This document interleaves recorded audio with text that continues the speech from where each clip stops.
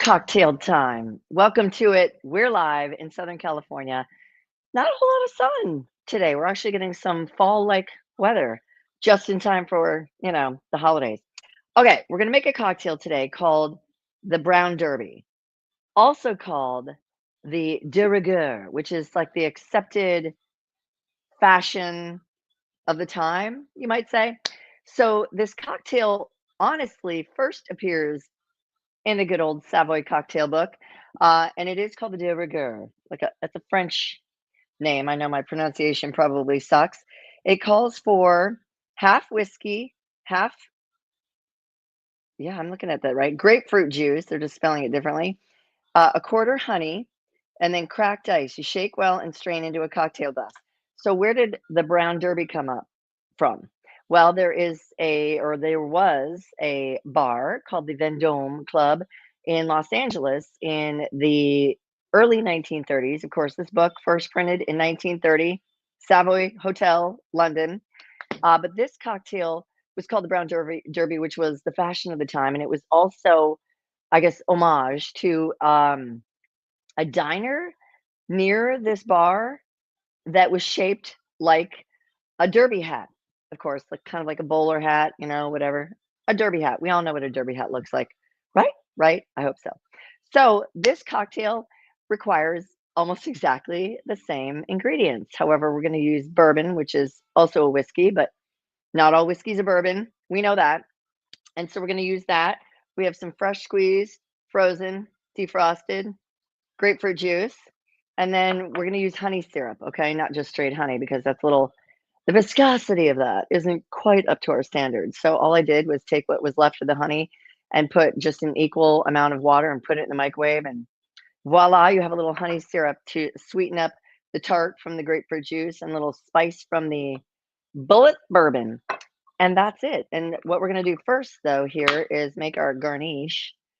I just took this out of the fridge a little while ago, so it's I'm going a little slow. Okay, a little more pith on there than I'd like. So we can just kind of, we'll try to slice off some of the pith there. Not that you're going to eat it, but still, appearances are everything.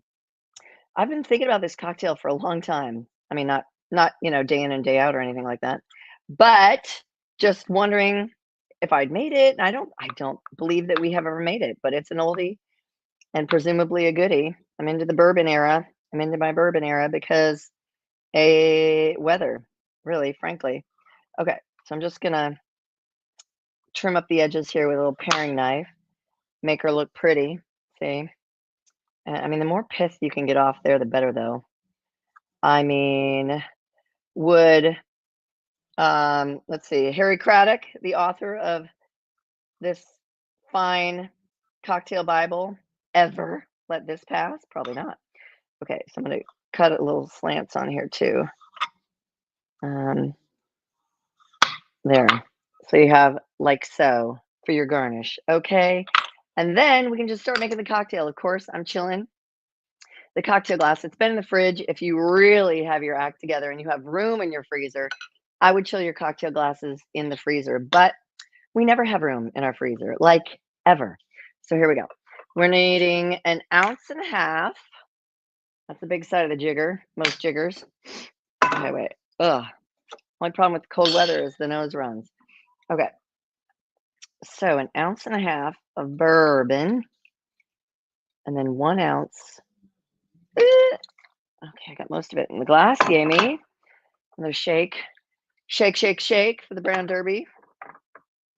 I mean, other than the fact that there was a diner nearby that was shaped like the Brown Derby. No idea why they called it this, other than in that era, a Brown Derby was probably the fashion. Okay, so then we just need 1 ounce of the grapefruit juice.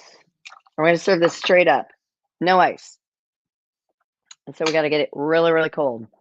Whoops, not quite lidded. Okay, and then we just need 1/2 ounce of the honey syrup. Okay, for a little sweet. Yummy, yummy. I'm already getting excited. Hands are sticky. Okay, let's just put this on. Yeah, honey, that's all over the counter that I just cleaned for shame. Let me actually wipe that off before it solidifies so I can get a good picture of said cocktail, the brown derby, the de rigueur. That's just called the de rigueur. So we act fancy. All right. Everybody have a good week? Sure hope so. Okay, we got everything in there. Everything has been assembled. Let's shake. Okay. In this shaker, you can start to hear like when the ice is breaking up. And we're shaking it obviously to mix everything and make it cold because the bourbon is not cold. Whew. Okay, we're just gonna dump out the ice. And every time you make a cocktail, best to put fresh ice in there for good measure. And this, I could double strain this because there's like shards of ice in there still or already. Maybe no, they're not coming out. Okay. And so here we go. She looks good, the brown derby. Okay.